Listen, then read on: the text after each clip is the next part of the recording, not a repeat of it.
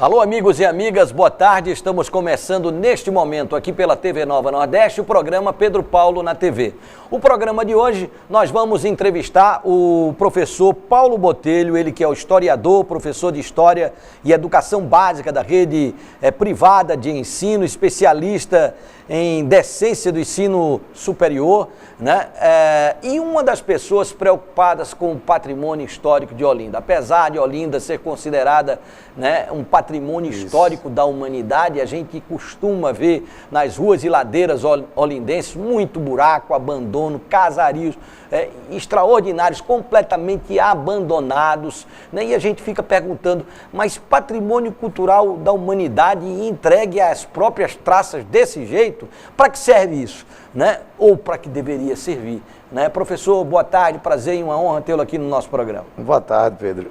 Para a gente é que é uma grande honra estar aqui no seu programa, trazendo essa discussão sobre a importância de Olinda enquanto patrimônio histórico-cultural da humanidade, patrimônio esse concedido pela Unesco nos idos de 1982, né? E esse tema passou a ser um objeto de estudo nosso, a partir justamente por ser morador da cidade. Eu sou filho de Olinda, né? Minha família toda mora ali, a grande parte de pai mora toda no conjunto do sítio histórico, e por conviver desde a infância com vários objetos históricos e deles usufruir como forma de brincadeira, como a exemplo das bicas, das próprias igrejas, do sítio de Seus Reis, do Parque do Carmo, né? E hoje a gente vê esse patrimônio meio que degradado, né? Não só exagerei nas tintas ou é isso mesmo? Ruas esburacadas, porque a última vez que eu passei lá, eu caí dentro de um buraco e deu trabalho para sair. Viu? É verdade.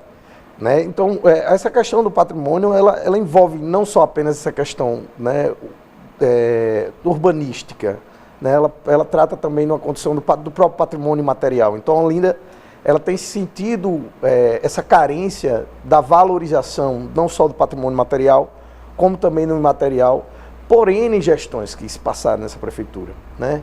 Infelizmente, pela própria política brasileira, digamos assim, o Brasil não tem um costume que outros países têm de valorizar os seus patrimônios e seus objetos culturais como forma de captar recursos, como forma de valorizá-los para que eles tenham uma maior influência no turismo, né? O brasileiro, ele acaba deixando isso, né, esquecido, enquanto os outros países fazem questão de valorizar como forma de captar positivo isso para os seus países. Já o Brasil não. E Olinda, literalmente, a gente vive esse desdém de muitos e muitos anos. Né? Qual o motivo dessa situação? Veja, Pedro, a realidade é o seguinte, o próprio Olinda, né? Olinda traz tinha tudo, né? Tem tudo, né? De tão rica diversidade cultural e histórica, né? De uma cidade que foi berço, né, no Brasil colonial da economia brasileira, né, com um patrimônio de origem portuguesa belíssimo, uma referência histórica da presença holandesa no Brasil, né, e a gente perde isso aí. Primeiro que eu tenho a destacar essa questão da falta da política nacional de investimento no patrimônio e na valorização de nossos objetos culturais e históricos. No caso de Olinda, especificamente, em 2012, a última gestão, ela implementou um plano de cultura municipal, e do qual daí estaria 2% do ISS para investimento nesses objetos. Se o olindense não paga ISS, lascou. Pois é, né? Exatamente por aí. 2% de 0 a 0. De 0 a 0. Então, até mesmo essa condição de não haver políticas públicas de valorização dos nossos equipamentos históricos, e eu como professor não poderia deixar de destacar de que eu comprimo muito de que a educação ela vem de base, ela vem de pequeno. Nós não temos projetos nas escolas municipais de valorização dessas crianças, não só da nossa história, mas como também de valorização desses objetos históricos.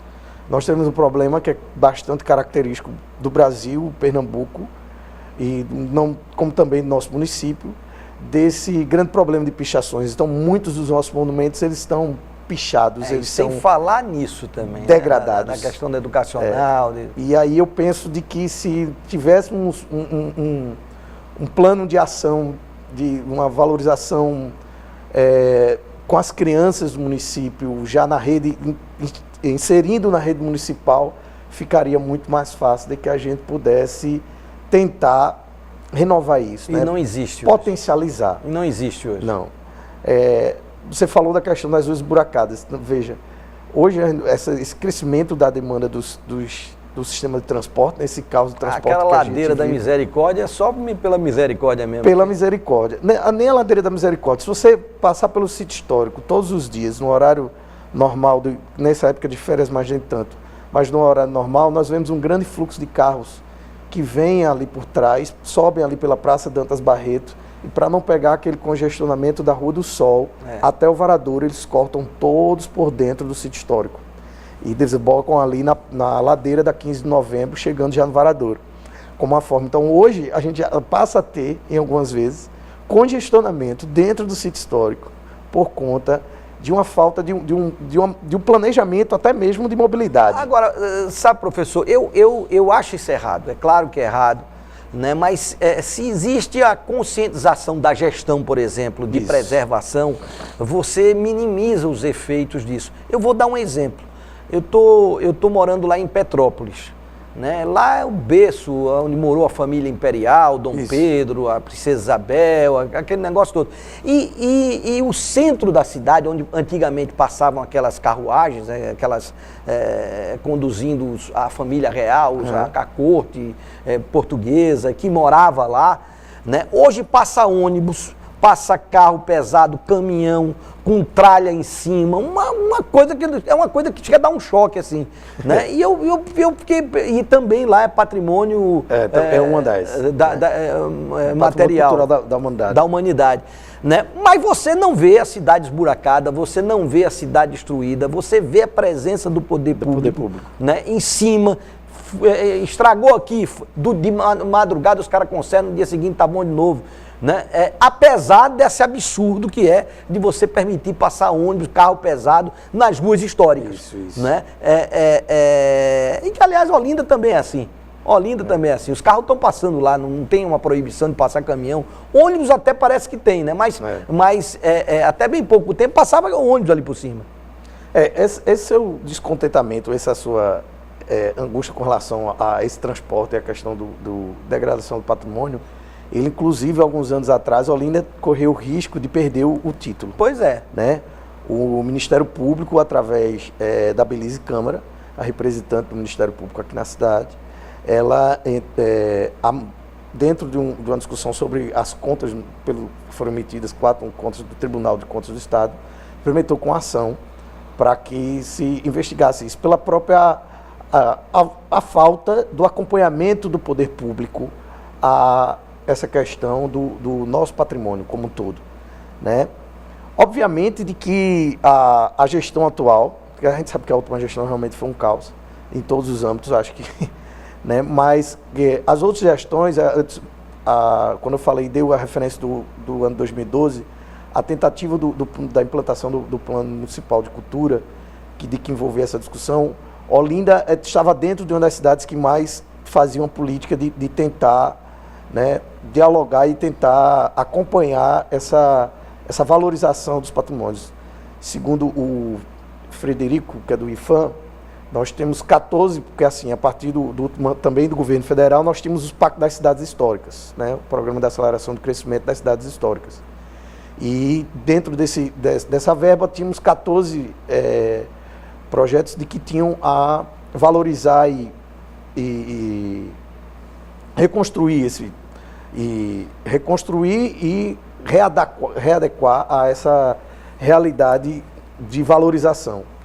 Pena de que, quando a gente fala de recursos federais, eles demoram a vir, a burocracia, ela impede, né? Nós temos atualmente um grande exemplo de quem entrou nessa condição do PAC, o Cine Olinda. Né? Estamos aí com esse entrave, né? Até o momento precisou o povo, literalmente, ocupar o Cine Olinda, para que cobrasse as ações, né? Precisou um debate de uma eleição para que fomentasse a população ocupar um espaço que deveria servir ao público, que está fechado desde a época do governo do Getúlio Vargas, diga-se de passagem, são anos. É um absurdo aqui, né? Anos, né? Eu fui da época que não vi muitos, mas eu fui ao Cine Duarte Coelho, né? Eu não fui ao Cine Olinda, mas ao Cine Duarte Coelho eu fui, que fica ali na Praça Coronel João Lapa, é aquele galpão que pega de frente mesmo da praça, hoje em dia serve de abrigo a pessoas que moram nas ruas, né? Eu fui ao Teatro Fernando Santa Cruz, eu usei muito o Mercado Eufrásio Barbosa para ir para os ensaios do Maracatu Nação Pernambuco, que diante desse caos instalado de não valorização do patrimônio, né, tiveram que invadir um casarão no Parque do Carmo, ali na frente do Espaço do Carmo, para que eles pudessem guardar os seus instrumentos, para que eles pudessem ensaiar, porque o projeto de reforma do Eufrásio Barbosa que segue a passos, eu nem diria tartaruga, né?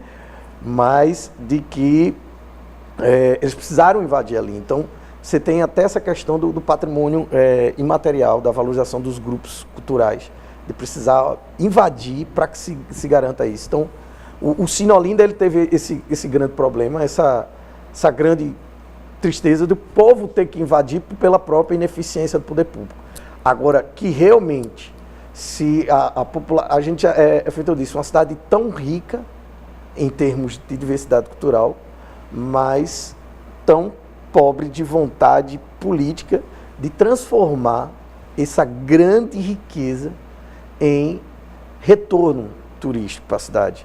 Em que realmente a gente tem essa pesquisa que é de costume estar em vários momentos dentro da cidade, que Olinda é uma cidade dormitório, que o turista vem apenas não passa meia hora na cidade. Quantas e quantas gestões passaram, se pudéssemos falar, que eu não acredito, né? Gestões de direita, de A, de B, de C, de D, de azul, de amarelo, de vermelho, né? Gestões de todas as cores, de todos os trâmites, e que não se conseguiu resolver de como ter uma política turística de prender esse turista dentro da cidade. Bom, nós temos um novo prefeito, nós temos antigas reivindicações, como unir uma coisa a outra e a expectativa, né, para o que vai acontecer a partir de agora. Deixa eu ir num rápido intervalo, daqui a pouco a gente volta com Pedro Paulo na TV, aqui na TV Nova Nordeste. Sai daí não.